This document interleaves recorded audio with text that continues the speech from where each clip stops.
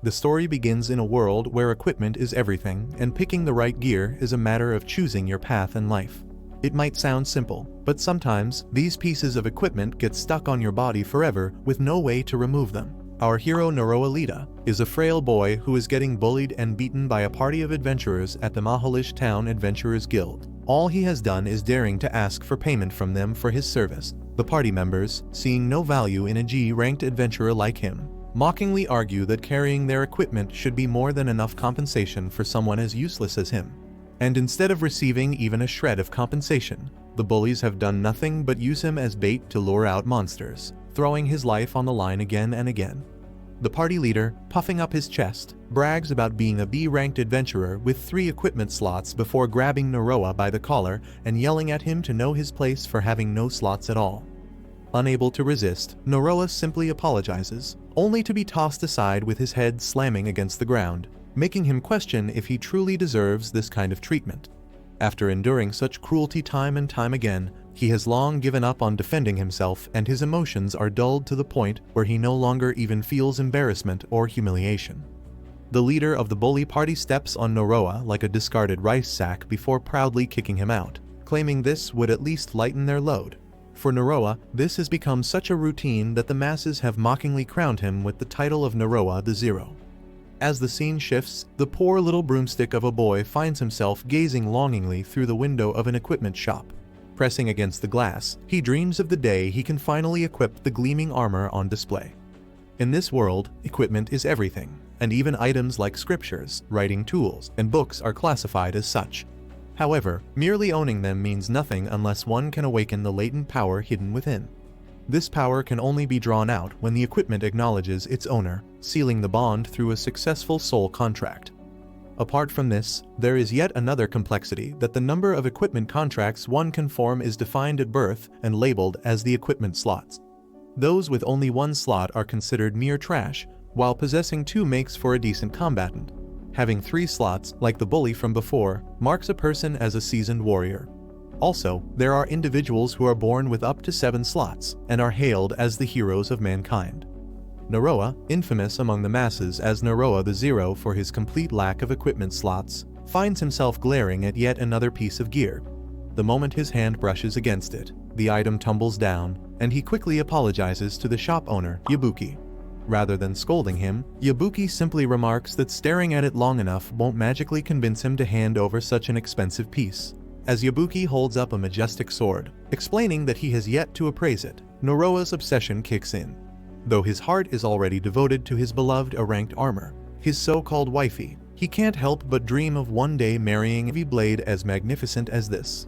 Suddenly, Noroa hears a girl's voice and looks around, wondering if his destined bride equipment has finally appeared. His eyes land on a small, cute doll, making him question whether the voice actually came from it. Shaking off the thought, he turns to Yabuki and with slight hesitation, asks if he keeps any cursed equipment in his shop. Cursed equipment belongs to a notorious category of wicked artifacts that latch onto an adventurer with just a mere touch and consumes one of their precious equipment slots. Word has it that to this day no method has been found to remove these items once bound. The worst part is the toll one must pay in the form of a condition demanded in exchange for their power. Being asked again about these wicked pieces of equipment, Yabuki gets serious and explains that sometimes they do end up mixed with regular ones, but no adventurer is reckless enough to touch them without a second thought. Seeing Noroa clench his fists with a look of determination, the big guy warns him to stay away from them. Noroa then asks if he is saying this because these items are illegal, to which Yabuki responds that the real issue is far worse, and he has seen countless adventurers ruin their lives because of these cursed artifacts. Yabuki tries to scare the boy, warning that those who manage to survive with just a loss of sanity are considered lucky because the usual outcome of coming into contact with such items is death. Noroa dismisses the warning, refusing to fall for scary stories, but Yabuki remains firm, giving examples of cursed items including a gun that randomly unalives a person and a doll that takes the life of anyone who holds it. Despite his best efforts, Yabuki sighs, realizing there is no convincing the stubborn kid to stay away from these dangerous artifacts. Reluctantly, he spills the beans about the Tomb of No Return, mentioning that as far as he knows, a treasure chest lies deep within it, and is said to contain a cursed piece of equipment that no one has dared to explore. the big guy mocks Noroa, teasing that if he is this excited over cursed equipment, he might as well try looting that item, though chances are he would end up dead long before even reaching the chest. Yabuki goes on to argue that having one less person bothering him every day wouldn't be such a bad thing. Hearing all this, Noroa simply bows to pay his respects and takes his leave. As Noroa steps out, he gets fired up, fully set on getting his hands on this so-called cursed equipment. Although he understands the risks that come along with it, so he is eager to have equipment of his own. People call him Noroa the Zero because he supposedly has no slots, but the truth is he has been keeping a secret. He may not be able to equip anything, but what he has been hiding all this time are his slots. Pulling up his adventurer's panel, he reveals the 9,999 equipment slots written at the end of it. His stats might be worse than the average adventurer, but his capacity is beyond anything imaginable, though things aren't as simple as they seem. In his slot lies a cursed accessory that only allows him to equip cursed equipment, making his absurd number of slots almost meaningless. The strangest part is that Noroa has no idea when or how he ended up with this item, nor does he know what it looks like or where it even is on his body. Knowing that he can equip as many items as he wants as long as they are cursed, he recalls a hazy memory from his past. Somewhere deep in his memories, he faintly remembers a lady telling him that one day, he will become stronger than anyone else. These words served as a lifeline for Noroa, giving him a glimmer of hope to live on. He further remembers the lady asking him to search for cursed equipment and save her. Feeling determined once again, he waits for the next morning to arrive. As dawn breaks, he sneaks after his former party, trailing them into the Tomb of No Return, which is a B-ranked dungeon. Knowing fully well that reaching the dungeon's depths alone is nearly impossible for a weakling like him, he decides his best bet is to leech off a strong party. Luck seems to be on his side, as the party leader happens to be the strongest adventurer in town. Given that they already explored this dungeon yesterday, Noroa figures they must be planning to clear out the whole place this time. His best gamble now is to stick to their shadows, letting them carve a path through the dungeon while he waits for the perfect moment to snatch the cursed equipment for himself. Out of nowhere, a crappy old E-ranked skeleton pops up and grabs Noroa's arm. Noroa, realizing he might lose track of the party, quickly pulls out a bronze tier sword that he can't even equip. Thinking his training should be enough to handle this, he swings in an attempt to stun the skeleton and make a break for it, but the thing doesn't even flinch. Instead, it smacks him straight into the wall. His sword gets completely shattered, and before he can even think of a backup plan, the skeleton appears before his eyes. The scary sight scares the crap out of the little boy, and he bolts out of the dungeon like his life depends on it. As Noroa steps outside, he wonders if the party has already cleared out the entire dungeon. He looks down at his shattered sword and feels a wave of disappointment. Even though he couldn't equip it, it had taken him years to save up for that bronze tier weapon. Coming to terms with the fact that he couldn't even defeat the weakest of monsters, he finally decides to give up on his dream. Reality hits him hard as he starts believing he will always be a zero. Just then, a loud explosion shakes the ground. He turns to see Yabuki's entire shop reduced to rubble alongside his beloved adamant armor. But spotting Yabuki unharmed, he feels relieved and quickly rushes in to pull him out of the wreckage. Yabuki tells him that this is the work of the party, who lost their minds after coming into contact with the cursed equipment from the Tomb of No Return. As Noroa spots the party leader standing in front of him, he wonders if this is what the so-called cursed equipment actually looks like. Yabuki urges him to run as far as possible, warning that hiding won't save him from an opponent wielding cursed equipment. Meanwhile, he pulls a shield and sword from the wreckage and forms a soul contract with them. Extending his hand toward the little boy, he reassures him that he's been through worse and will get him out of this. But before Noroa can even reach for his hand, he watches in horror as the party leader slashes Yabuki down in an instant, splitting his body into pieces. As the corrupt party leader steps closer, Noroa's entire body locks up at the sight of death looming over him. The man grabs him by the collar and lifts him off the ground with ease. For a moment, Noroa considers struggling free, but then he stops himself, realizing that even if he did escape, he'd just go back to the same miserable life as before. With that thought weighing on him, he gives in, calmly accepting his grim fate. Closing his eyes, he hopes for a painless death. Before long, everything fades into darkness until a sudden loud construction noise jolts him awake. As he opens his eyes, he notices the sun already sinking below the horizon, making it painfully clear that he has been asleep for over 10 hours. A familiar voice reaches his ears, and he quickly realizes it's the same one he heard from that doll in Yabuki's shop. The doll impatiently urges him to hurry up and equip her. As Noroa stands there in surprise, the doll grows even more impatient, pointing out that even a clueless fool could equip a cursed item like her with just a simple touch. Trying to make it sound more tempting, she adds that she's free for a limited time offer, making Noroa wonder if she usually comes with some kind of hidden fee. Seeing the cursed equipment he had been hoping for right in front of him, Noroa couldn't help but move toward it. But before he could reach her, the corrupt creep pounces at the doll, while Noroa barely manages to escape. He assumes the doll must be done for, yet to his surprise, he finds her legs sticking out from the rubble. The attack that had reduced the adamant armor to ruins had barely made her let out a complaint about the pain. The doll points out that since he dodged the attack, it must mean he actually wants to live. She tells him that if that's the case, he needs to equip her immediately. Hearing this, Noroa starts thinking about his life and is just about to give up again. But then the words of the woman from his memory echo in his mind. Clinging to the last bit of hope he has left, he reaches out and picks up the doll.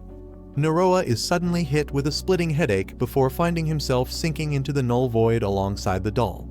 The next thing he knows, he's lying on the rubble of the shop, struggling to get back on his feet. The system chimes in, providing details about the doll, revealing that her name is Jinx Straw and she belongs to the 7 Cursed Dolls series. However, she comes with a condition that completely wipes out her owner's luck stat. Noroa wonders if all the chaos he just endured was actually a soul contract, but the thought of finally equipping something lifts his spirits. Meanwhile, Jinx starts dancing, celebrating her newfound ability to move freely. Wasting no time, Noroa checks if he can unequip the annoying pest only to find out that she's clinging to him like an unskippable tutorial. When Noroa calls the doll by her first name, she immediately kicks off a debate, acting offended that he is being too casual. But the second he tries calling her Miss, she suddenly changes her tune, acting all high and mighty, saying that now he is being way too formal. Jinx then tells him about her ability, which she calls equipment hijacking.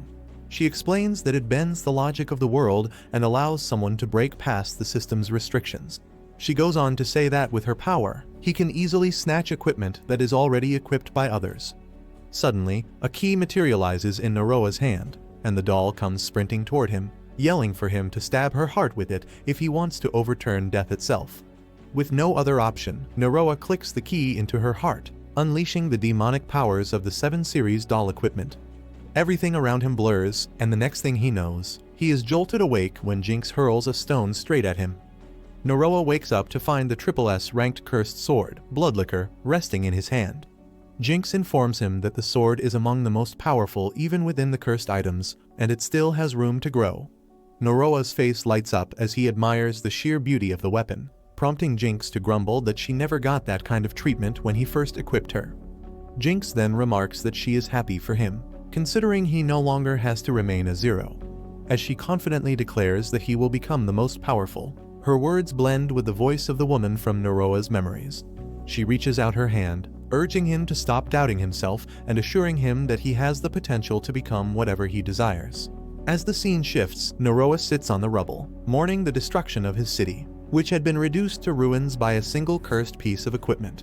However, his grief is abruptly interrupted when Jinx picks up the party leader's underwear and holds it up, pointing out that it's golden in color.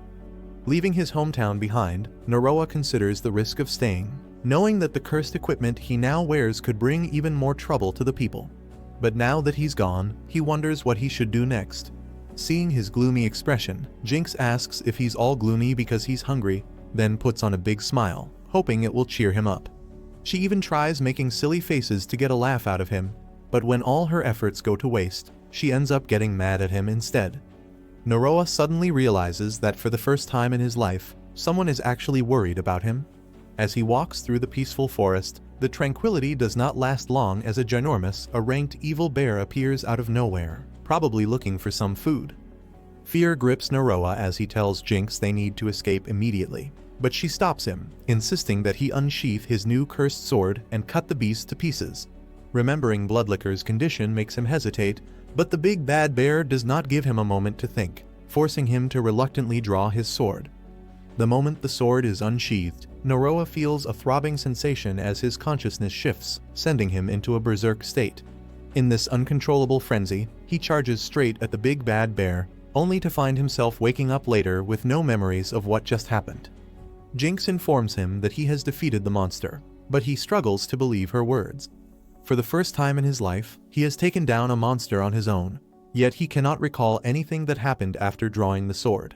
The thought of losing control and going on a rampage worries him, but fortunately, the outcome turns out to be just perfect.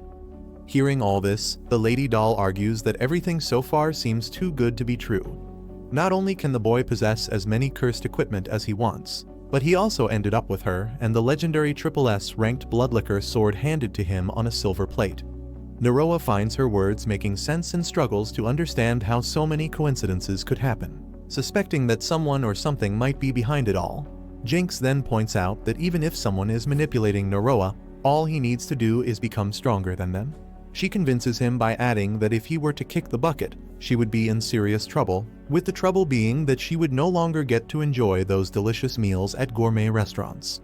With our guy successfully convinced, she suggests tackling a dungeon, arguing that it might reward him with more cursed weapons since the sword alone is not going to be enough. The thought excites our hero as he remembers that he has infinite slots for cursed equipment that only he can use.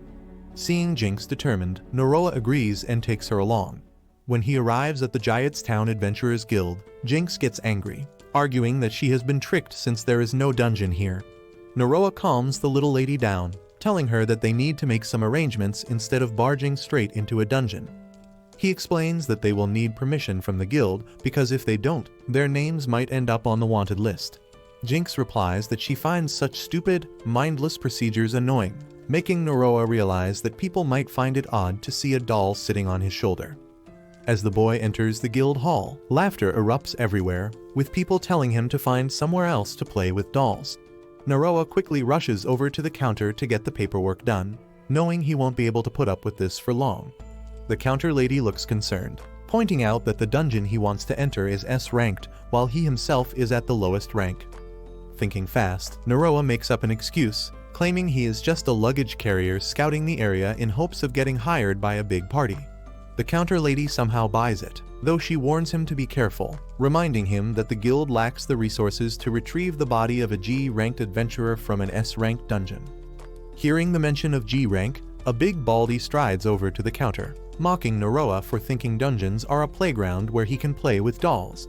Noroa quickly drops to his knees and apologizes, hoping the guy will leave him alone, but the brute steps closer and tries to pick up the doll. Jinx immediately slaps his hand away, warning him not to touch her. Noroa hurriedly whispers to Jinx, ordering her to stay quiet. The big guy assumes Noroa is some kind of puppet artist and was the one making the doll talk. He finds Noroa interesting and even offers him a spot as a luggage carrier for his B-ranked party, mocking that he would make a great meat shield and bait for monsters. Jinx responds with her signature moves, first punching and then kicking the big guy, knocking him to the ground. Noroa sighs in frustration, reminding her that he told her not to speak, but the doll argues that he never said anything about not punching. Realizing that everyone must see him as some kind of dangerous weirdo, Noroa dashes off toward the S-ranked dungeon known as the Spider's Passage. As he makes his way through the dungeon, he asks his guide, the Lady Doll, if it is safe for him to wield Bloodlicker, wondering if the place might collapse. Jinx reassures him, explaining that dungeons themselves are SSS ranked equipment and that another SSS ranked item like the sword cannot damage them. This comes as news to Noroa, as he never expected dungeons to be equipment. Just like that, he unknowingly steps on a web. As the scene transitions, Noroa is seen being chased by spider monsters, while he and Jinx coincidentally share a deep dislike for bugs.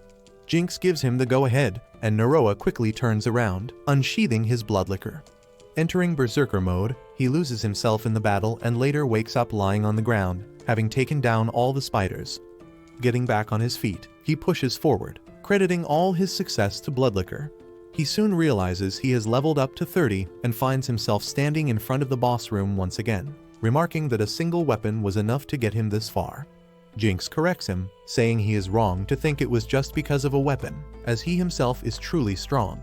She praises him for his swordsmanship and his deep understanding of monsters and traps, arguing that his own abilities perfectly complement the power of his equipment even if his rusty brain lags behind. Upon being urged to respond, Noroa admits that he finds the praise embarrassing since he is not used to being complimented like this. Jinx then informs him that she is certain he will find cursed equipment inside the boss room, explaining that it tends to be higher ranked than normal equipment, and that the stronger the dungeon, the higher the rank of the equipment within it. She further elaborates that cursed equipment has always been considered the strongest, but people have misused it by handing it over to their slaves and making them wreak havoc on their enemies. She adds that because these items are so powerful, they come with conditions, but with the right combinations, those drawbacks can be easily negated. Praising herself, Jinx declares that she is by his side for a reason and was born to rule over cursed equipment. Wondering if there is any equipment more powerful than his Bloodlicker sword waiting for him, he steps into the boss room and finds a massive humanoid queen spider monster, the bringer of calamity, standing before him. Noroa knows that this queen spider is nothing compared to what he has faced so far. He trusts that he can rely on his sword, especially after gaining a few levels, but he remains cautious. Given his low defensive capabilities, a single hit could cost him his life. With this in mind, he becomes determined to land the first strike and dashes toward the spider monster, unleashing his sword and surrendering himself to berserk mode. When he comes back to his senses, he finds spider blood splattered everywhere, dripping from his sword, with the monster already defeated. Jinx comments that she was ready to jump into the battle this time, but never expected the spider to be such a weakling. Saying this, the little doll lady presents Noroa with a treasure chest. Excited, he eagerly cracks it open, expecting to find a ton of cursed equipment, but to his surprise, after all that effort, the dungeon's grand reward appears to be disappointment in its purest form. Noroa struggles to make sense of the strange artifact, feeling a wave of disappointment that this is all an S-rank dungeon had to offer.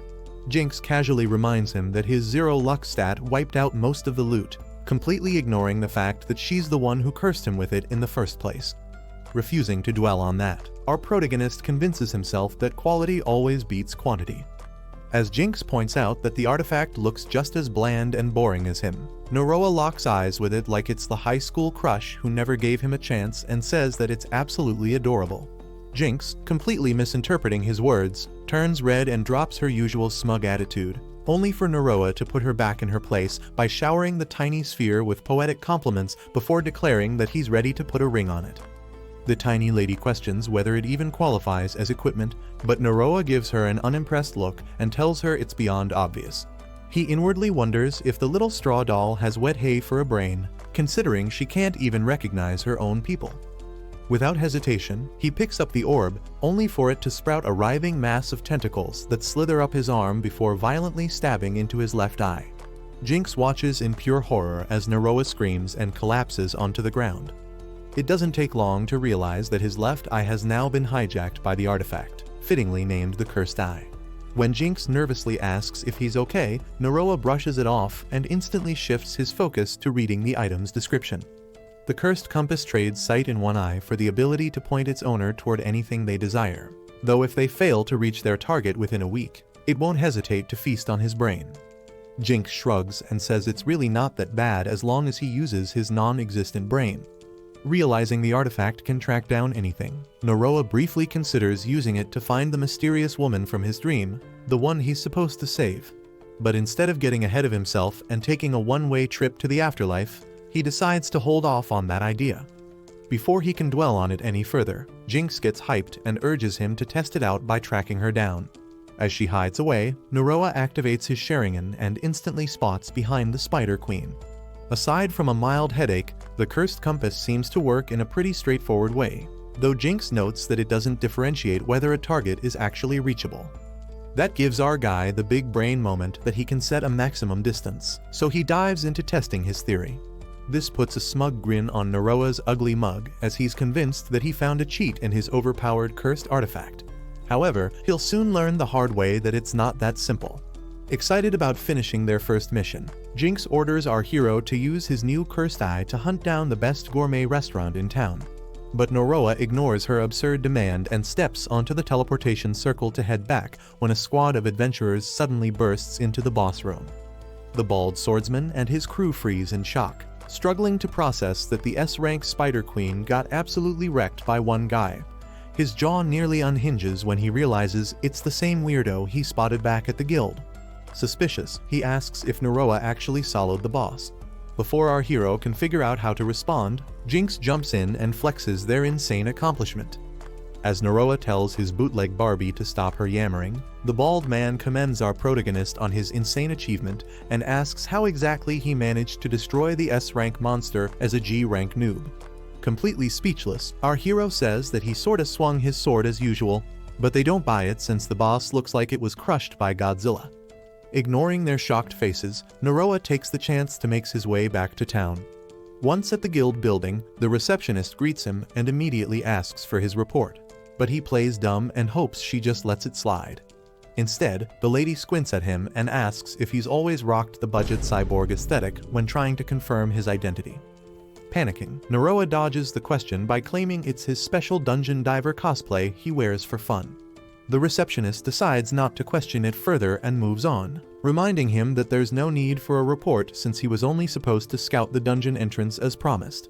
But our guy replies in the most nonchalant way possible that he wiped out the entire dungeon. Her tiny brain takes a while to process it, and she freezes after it hits her.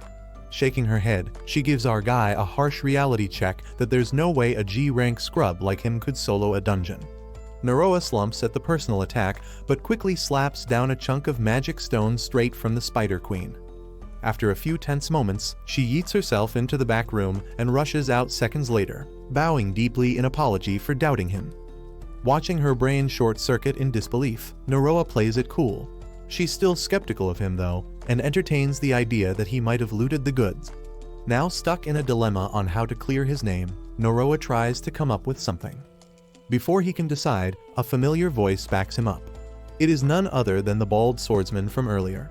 He steps forward and confirms that Noroa isn't capping, explaining how his party found every trap and monster completely obliterated long before they reached the boss room. He spreads word among the adventurers about the rising underdog, who apparently soloed an S-rank dungeon. Meanwhile, the bald dude smirks at Noroa and teases him that this is payback for their last little run-in. Fully convinced, the receptionist makes it official and declares that she recognizes our hero, even granting Noroa the Zero a promotion to S-rank. His brain short-circuits at the news, struggling to process how the promotion of a lifetime just fell into his lap. 2 weeks later, the scene shifts to our duo feasting in a high-end restaurant, where Noroa starts noticing how people whisper about him wherever he goes. The attention feels suffocating, and they even demand autographs since he's one of the few S-rank adventurers in the world. Pushing the thought aside, he turns to Jinx and says that it's time to gear up for their next adventure. Noroa shares that he has no choice but to use his cursed eye, which slightly concerns Jinx, but he clarifies that he'll make sure to keep the search radius to a minimum. As he activates the compass to search in 100 meters, it finds nothing, so our protagonist continues increasing the range till it's a whole kilometer. Seeing how excited our hero is, Jinx practically vibrates with anticipation as she tells him to spit out where it is already. But Noroa's heart nearly stops as he looks up and realizes that his target is a freaking dragon. The moment Jinx mutters the words he dreads, reminding him that he now has only 7 days to take it down, she says a prayer for him, while our hero launches into action. The dragon soaring above actually comes from the Holy Sun City, where the afternoon had been peaceful. That is, until the bishop, who raised Saintess Sillula like her own daughter, nearly faints at the sight of the girl suddenly morphing into a colossal dragon that crushes the church and everything nearby. None of the church staff can wrap their heads around it, so they assume the dragon must have abducted the Holy Lady before vanishing into the sky. By pure chance, Noroa spots it mid-flight using his cursed eye.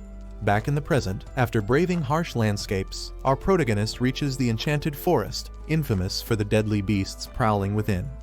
While he braces himself, Jinx gets thrilled, so Noroa tells the irritating midget to at least pretend she cares. He reminds her that if he bites the dust, she's getting left behind, but she just gives him a pat on the back and reassures him that it'll all work out. Venturing deeper into the forest, he feels the dragon's aura growing stronger. He recalls the reports describing the beast that attacked Holy Sun City as a snow-white dragon that supposedly kidnapped the saintess. On top of that, the creature has built its nest in the heart of the forest, meaning the cursed equipment should be there since male dragons have an obsession with hoarding anything that sparkles. Jinx lays out the plan. All he has to do is slip in, grab what he needs, and make it out alive because a single hit would flatten him. Right after that, just as Noroa prays he won't run into the dragon, his jaw nearly unhinges as the beast materializes right in front of him. Our guy ducks behind a tree, sizing up the dragon that casually wrecked a church like it was a sandcastle, racking his brain for a game plan. But before he can even start, a pack of bratty goblins appears out of nowhere and starts harassing the massive white dragon that looks squishier than a lizard now. Hearing the dragon pleading for them to stop, Noroa's brain short-circuits since monsters aren't supposed to talk like Digimon. Completely thrown off, he shifts his focus back to locating the cursed equipment, but the dragon's desperate cries and loud sobbing cut off that thought. Jinx, now rethinking their no-fight approach, casually suggests they might as well try some dragon meat. However, Noroa figures that negotiating with the dragon might be an option, especially since it likely has more intelligence than his obnoxious sidekick. That's when he gets an idea and decides to test his theory about the Bloodlicker. It seems that closing his eyes while unsheathing the cursed sword keeps him from losing his sanity. With a light tap of the blade against the ground, a shockwave erupts and launches the little goblins into the air like ragdolls, even nearly blasting Jinx away with them. With the pests taken care of, he approaches the trembling dragon and reassures her that she's safe now. The massive lady hesitates, then peeks around before breaking into tears, repeatedly thanking him like he just saved her from a horror movie villain. Acting like some awkward high school girl, she admits that she's not great with other monsters. Noroa, deciding to ignore the weirdness, introduces himself, and Jinx follows. But the moment the giant lady spots the tiny menace, she nearly ascends to the afterlife after mistaking her for another weird monster. After Jinx finishes having her fun at the dragon's expense, Noroa finally gets to the point and asks where she stashes her treasure. Looking at her clueless face, it suddenly hits our protagonist that only male dragons hoard treasure. He casually strolls around her, trying to sneak a peek under the hood, but the giant lady responds appropriately by yeeting him into another dimension with a single tail smack. After crash landing headfirst, our guy unironically asks why she hit him when he was just checking her out. That question flips her switch, and she fumes, reminding him that just because she isn't human doesn't mean it's okay to cop a feel. She then sulks like he just signed her up for a ditty party. Shaking off the pain, Noroa shifts his focus back to the actual life-threatening issue. He narrows his eyes, trying to figure out why the cursed compass suddenly changed direction. A sinking feeling settles in as he realizes the eye isn't pointing at some hidden treasure, it's locked straight onto the pouting dragon in front of him. Strolling up to her like nothing ever happened, he casually asks if she happens to be using any cursed equipment. The question catches her completely off guard, and she adamantly denies it. But Noroa isn't buying it and activates his trap card, unleashing Jinx to scare her into revealing that the flower accessory that she's currently wearing might just be what he's looking for. The second Noroa's cursed eye locks onto the delicate ornament, it shuts off on its own.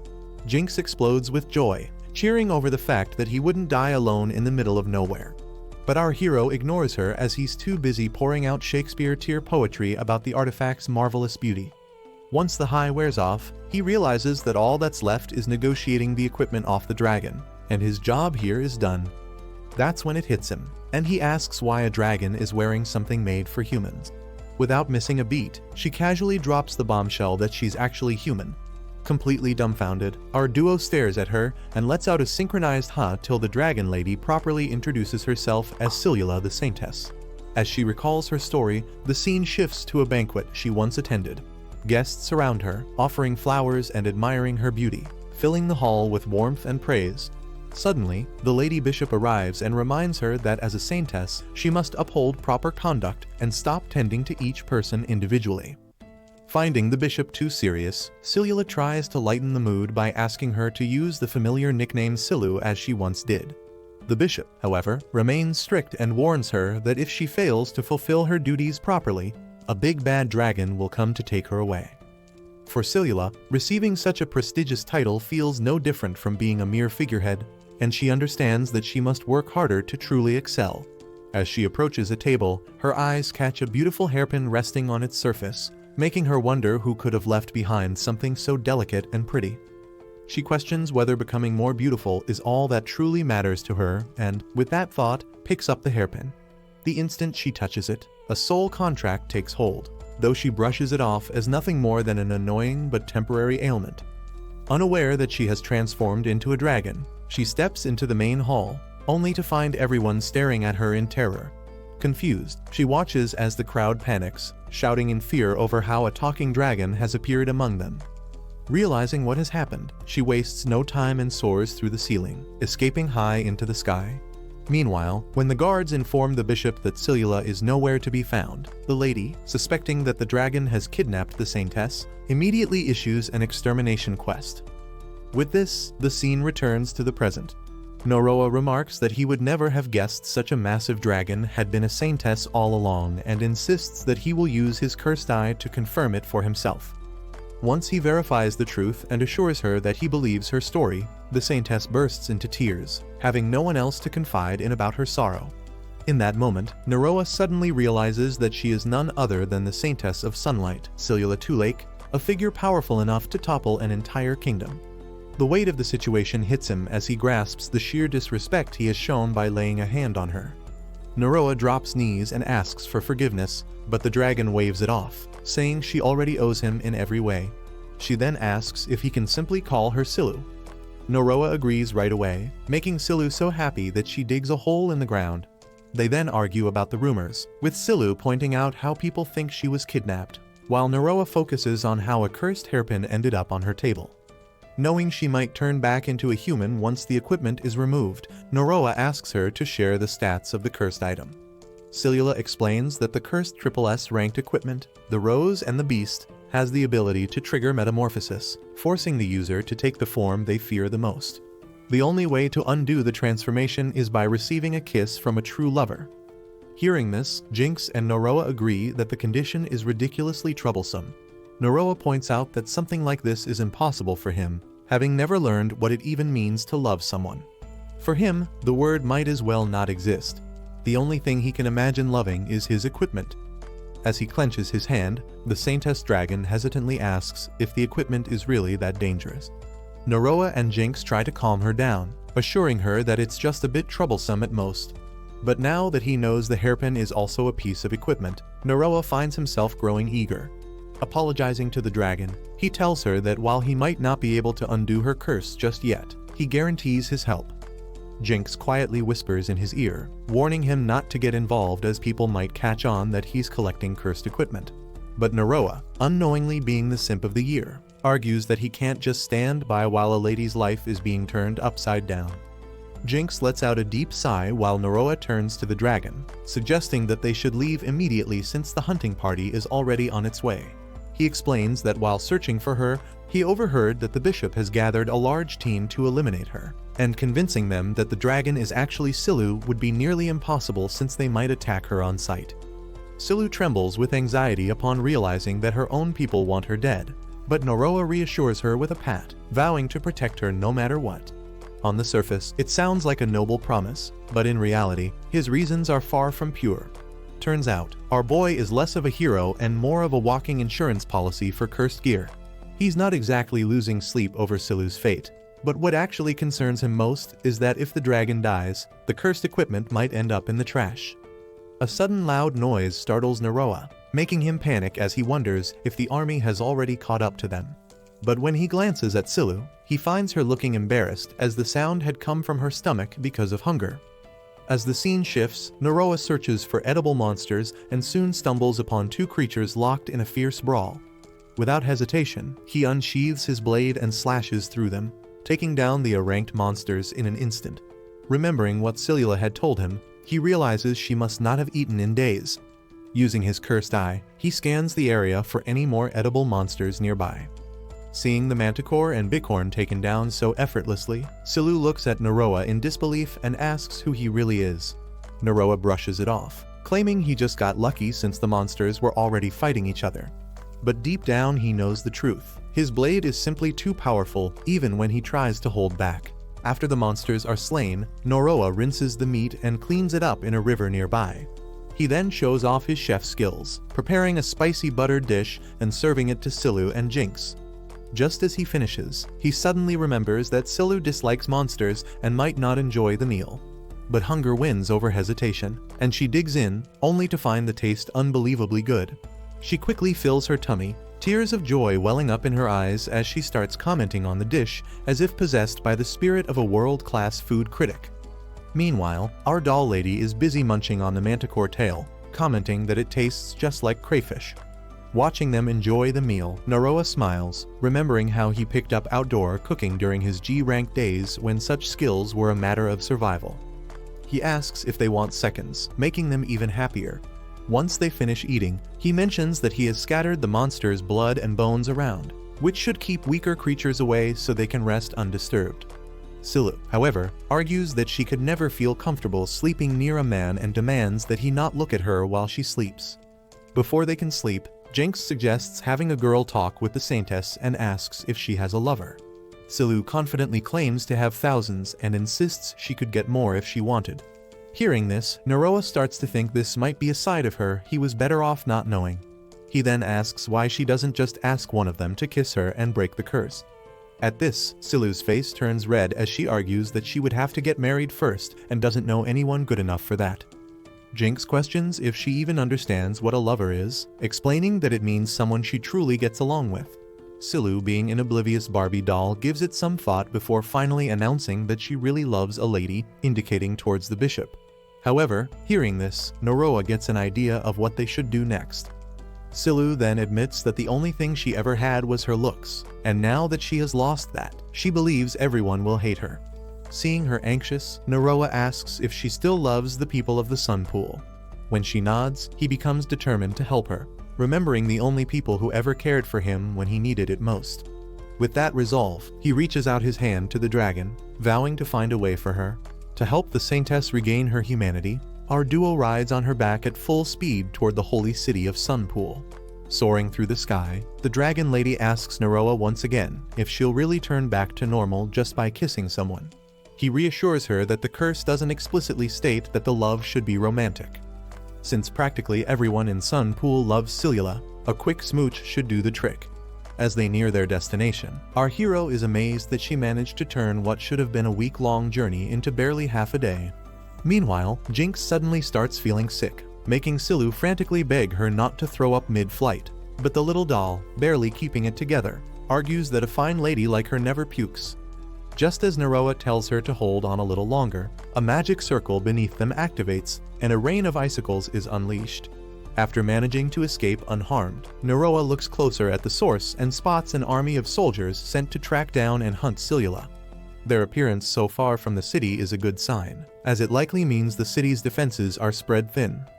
However, that's when our so-called refined lady caves in and unleashes a horror all over the soldiers below. Moving on, Noroa takes note of their strategy, realizing that these soldiers are using ice magic against a dragon since cold-blooded creatures become easy targets once their body temperature drops too low. Though the speed at which this dragon hunting force was assembled makes it clear that this attack might have been premeditated.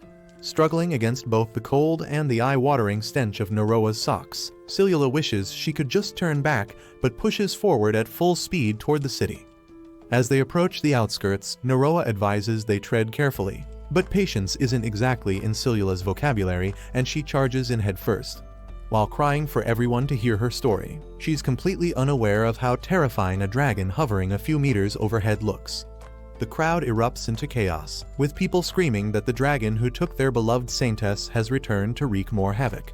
Seeing her own people tremble in fear, treating her like a mindless beast, Sillula nearly breaks down. But before she loses herself, Noroa the part-time therapist tells her to breathe and address them like she always has. Regaining her composure in an instant, Sillula loudly declares that she really is who they think she is. She explains that her transformation is the result of a cursed artifact, which can be undone if a loved one gives her a little smooch and asks them to help.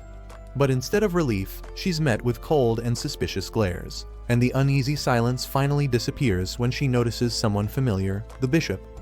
The old woman who raised Sillula like her own daughter is frozen, staring in sheer horror at what the saintess has become. Even so, Sillula calls out to her for help in breaking the curse. The old lady remains silent, deep in thought, before her lips slowly curl into a warm smile, making Noroa believe their mission is finally over. But in the next instant, ice-cold chains snap around Sillula's massive body, pinning her to the ground with crushing force. The so-called loving bishop turns to the citizens and commands them not to just stand there like fools. She declares that the great bishop herself will restrain the beast that swallowed their saintess whole, stealing her voice and trapping her in its gut. The weight of betrayal slams into Sillula like a truck as she gives them the order to unload their ice magic on her without mercy. Noroa quickly pieces it all together that the absurdly well-prepared troops armed with high-ranking ice magic at every turn weren't just a coincidence.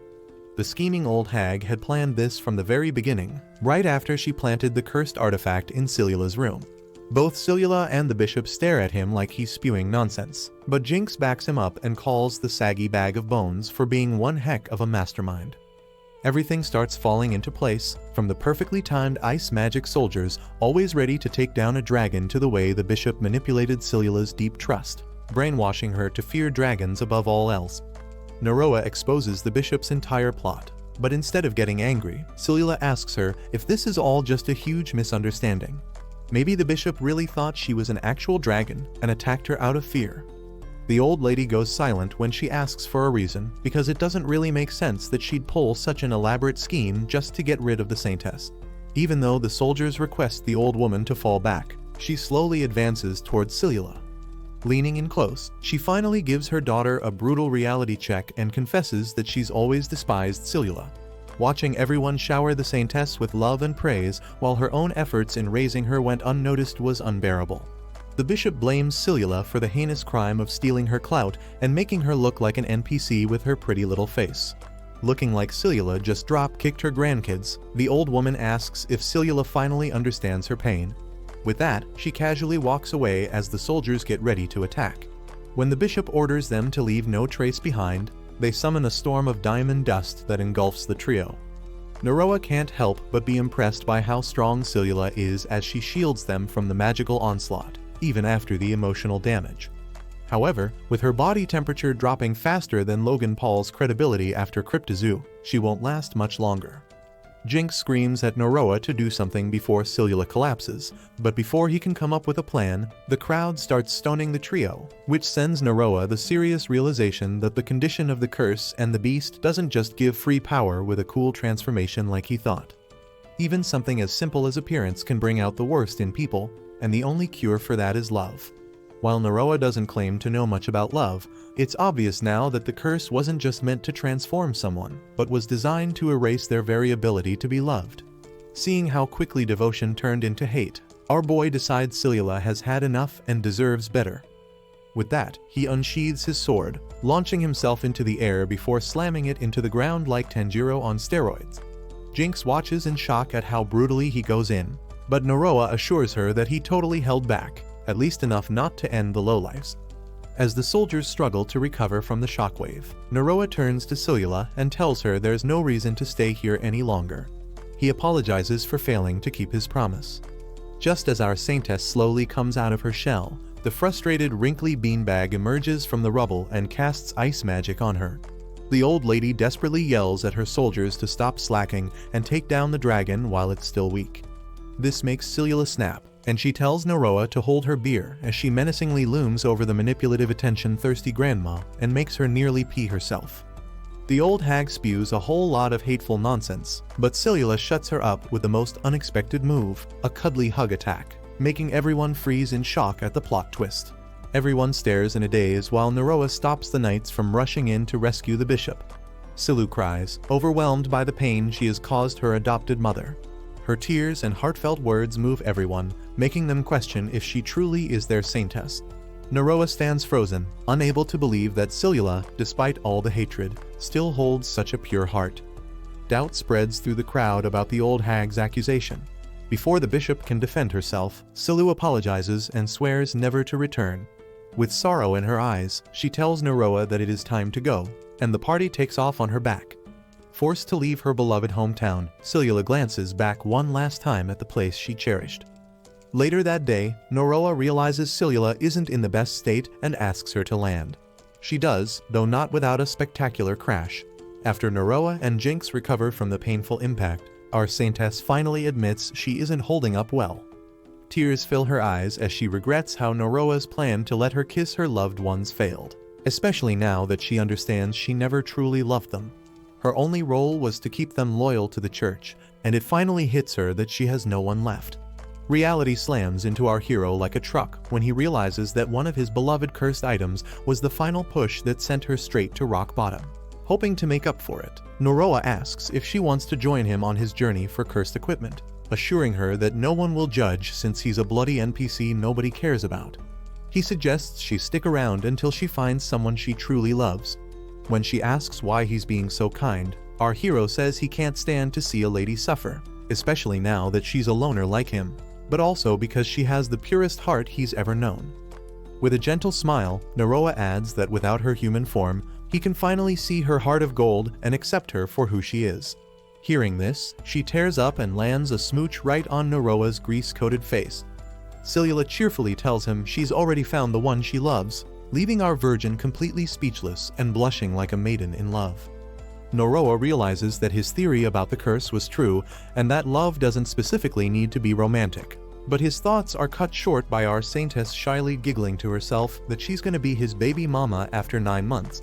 She starts teasing him about taking responsibility and casually declares that she'll be by his side until death do them part.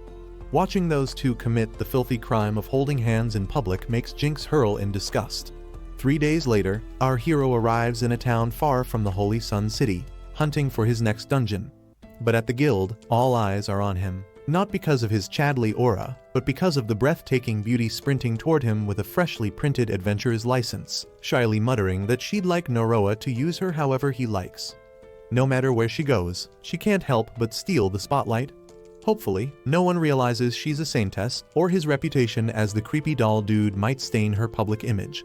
Jinx yanks Noroa's ear, snapping him out of his daze, and tells him to stop drooling and get moving if they're done here. Seeing this, Sillula rushes over to defend him from the tiny menace, but Jinx just smirks and teases her for not even knowing that our boy is a full-blown masochist. Not wanting to be left behind, Sillula pinches his cheeks to assert dominance as best girl. She ignores his protests and teases that he was born to be her obedient little sub.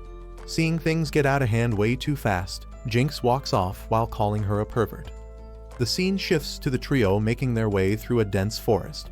Once they put enough distance from town, Sillula locks in and poofs into a dragon again, giggling over how the transformation now takes just 10 seconds after all their practice.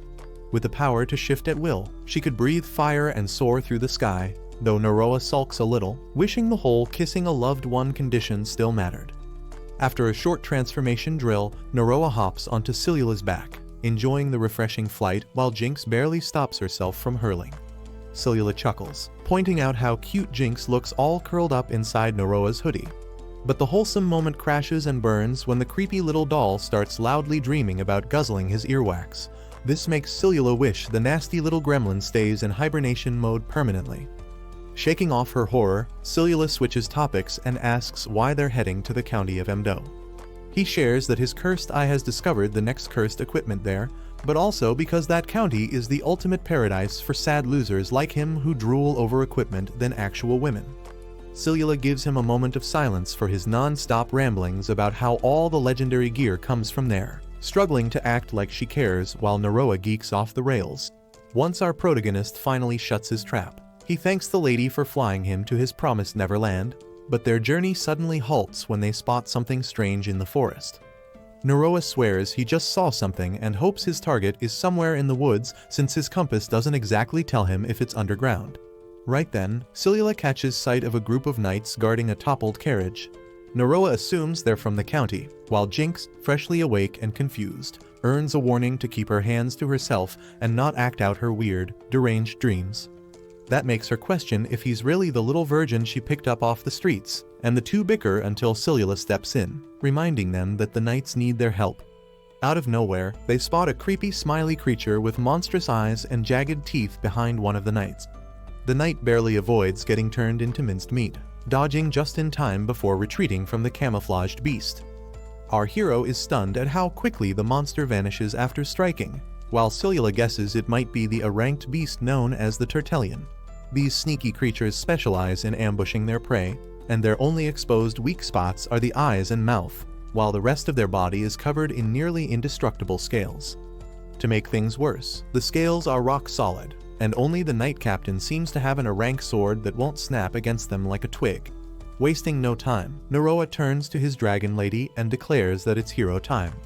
Meanwhile, the Knight leader stands on high alert, bracing for the Tertellion's next move. Sillula crash lands harder than the Twin Towers. Everyone turns to our party, eyeing them with suspicion, but our hero puffs out his chest and proudly announces that he's here to save the day. The Knight Captain, however, shuts him down without hesitation, questioning how a loser built like dry spaghetti could possibly slay a beast he can't even see. Unfazed, Noroa activates his cheat skill and his compass eye locks onto the monster that is hiding like a little hobbit right behind two clueless knights. Noroa declares his victory the moment he locks onto his target and orders the knights to clear the way. Facing the ugly chimera head-on, our boy shuts his eyes and goes full Zorro mode, slicing the oversized turtle into a clean two-piece meal. The impact booms through the forest, leaving a crater so massive that Jinx casually wonders if he just erased the spot from Google Maps. After checking if his sword leveled up, our protagonist turns to the Knight Captain and asks if she's alright. She assures him that her wounds are nothing, but her men have taken much worse. Quickly realizing she forgot to introduce herself, she removes her helmet and reveals that she's a stunning beauty named Syrah Lichelier. Noroa's jaw nearly hits the floor seeing that the captain of the world-renowned knights is such a pasty woman, and follows by introducing himself back.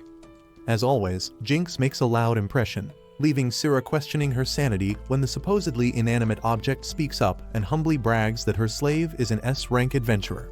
Pushing that aside, Syrah acknowledged Noroa's strength and asks if he's even human, because a dragon that huge would never take orders from some weak, musty nobody like him. Especially when her men can barely tame small wyverns.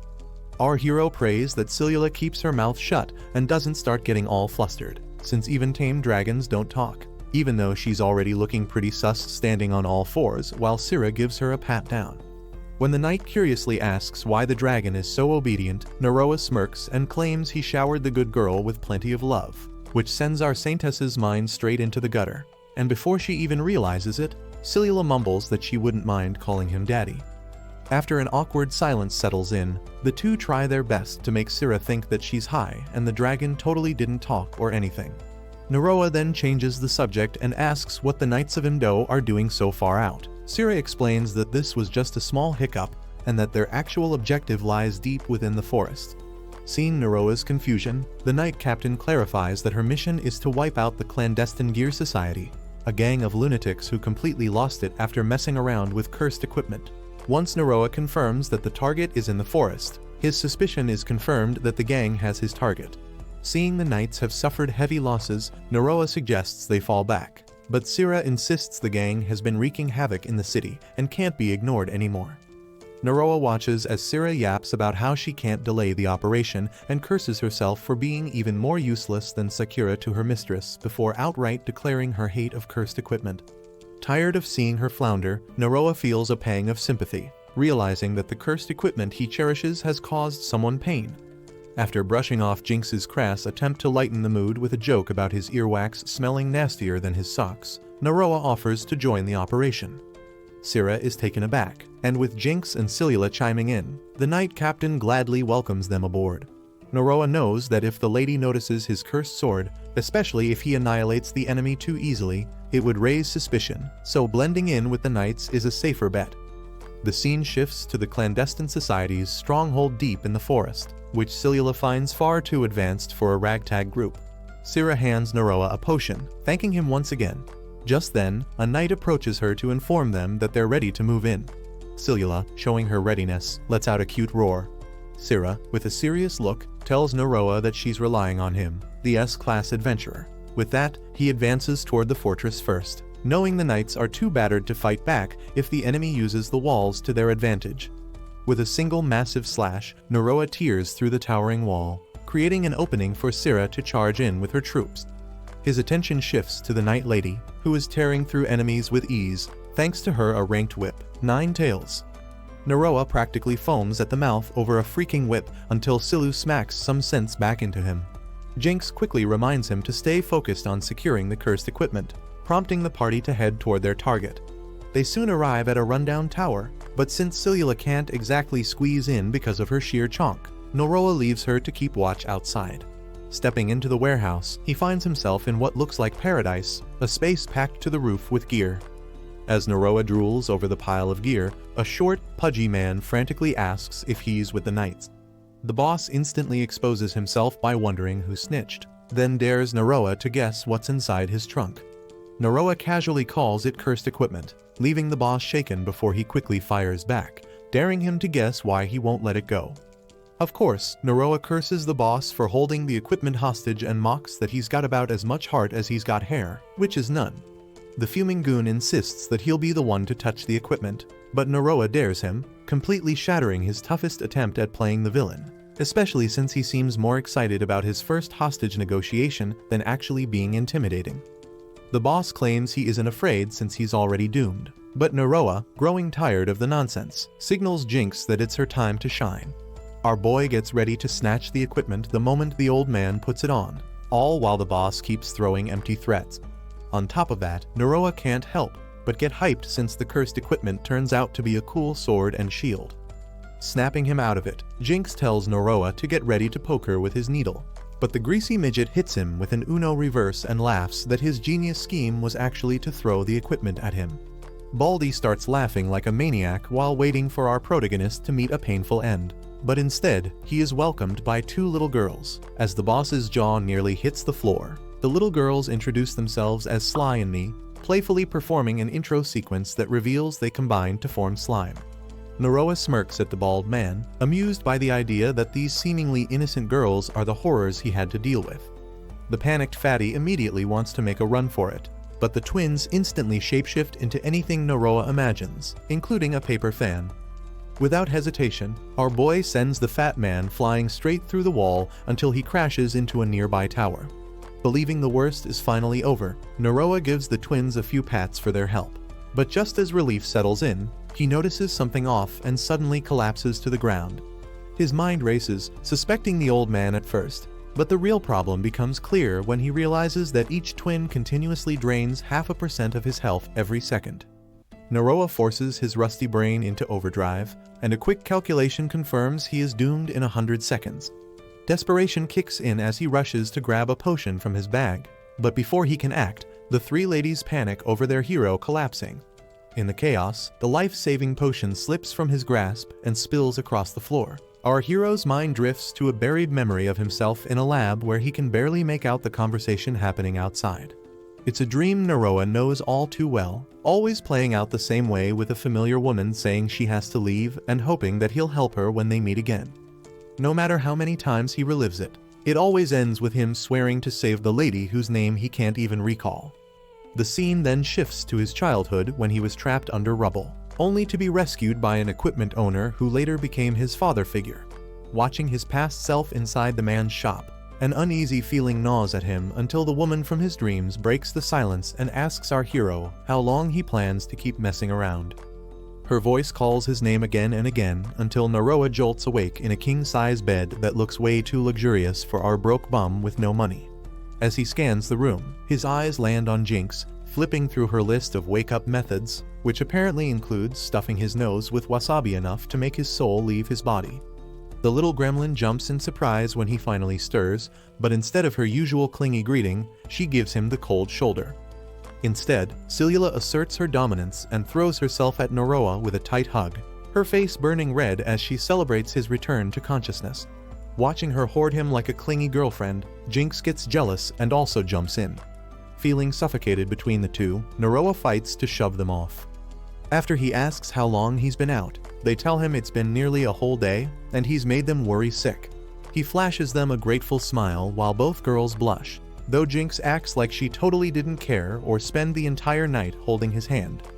Hearing sends Noroa's memories flooding back, and he remembers the moment he collapsed mid-fight as the cursed equipment drained his life to the point where he should have been dead ages ago.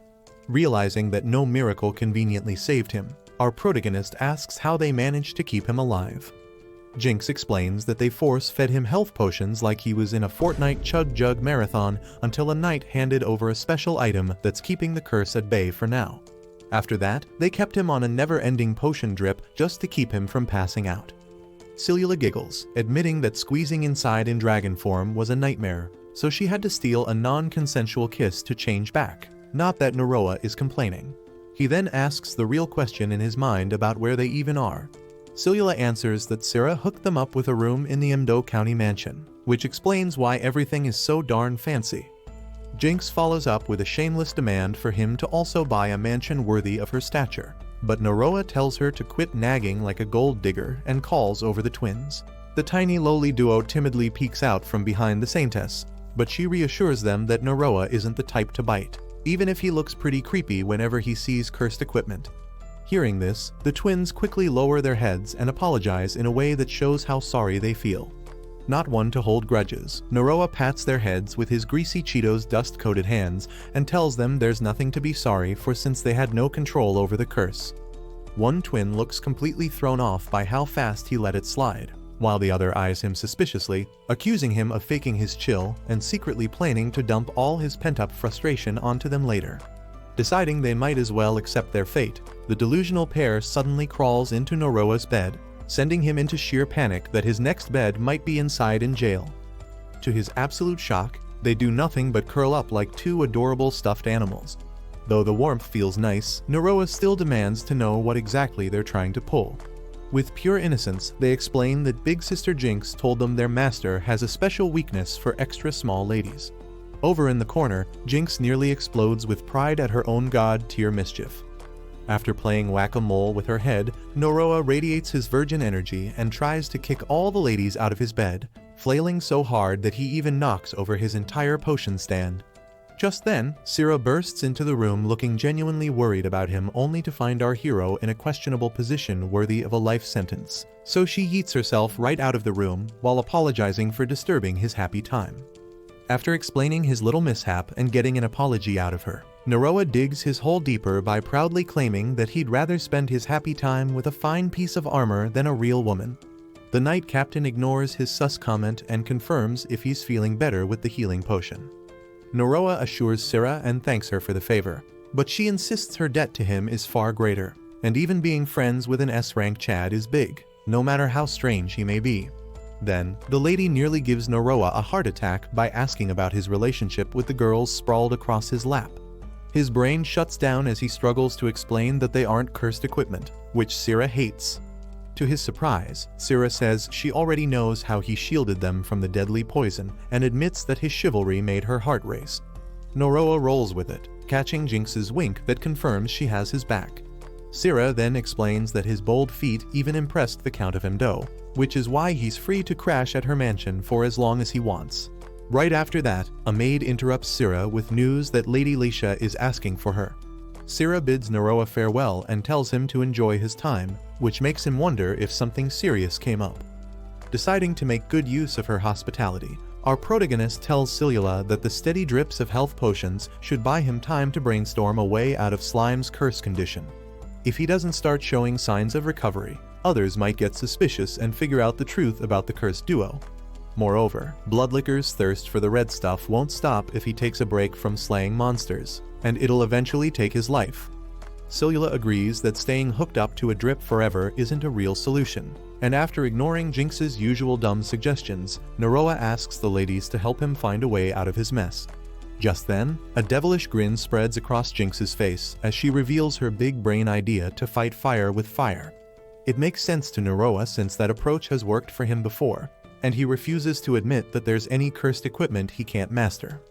Getting all pumped up, the ladies rush him to activate his compass eye, but Noroa tells them to calm their melons and reminds them that he's limited on time by how many potions he can take. After Jinx argues that there's no harm in searching within a small radius, Noroa grows a pair and orders his cursed eye to scan a 100-meter range. Grinning like a little demon, Jinx mocks him for being a coward and says he just proved his peasant mentality since that range is inside the giant mansion. But before he can argue, Noroa's eye suddenly locks onto something and he freezes in place. It seems his cursed eye has picked up a hit on a suspiciously close cursed equipment.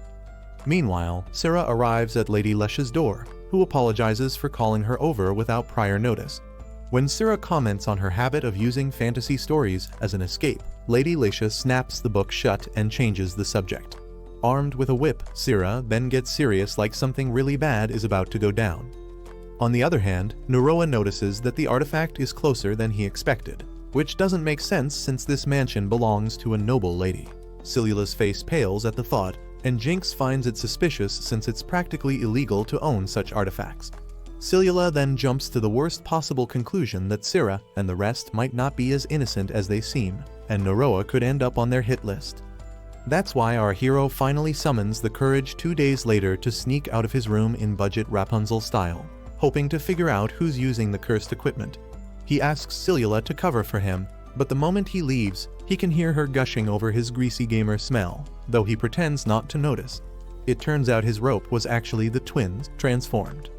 With that out of the way, Noroa moves on to his main mission and heads toward the main building of the Emdo Mansion, confident that he'll have no trouble slipping past the guards since he's spent his entire life sneaking past monsters like a wuss.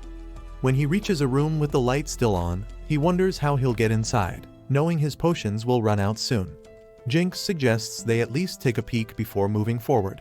The twins sandwich him from above and below, launching up like a rocket.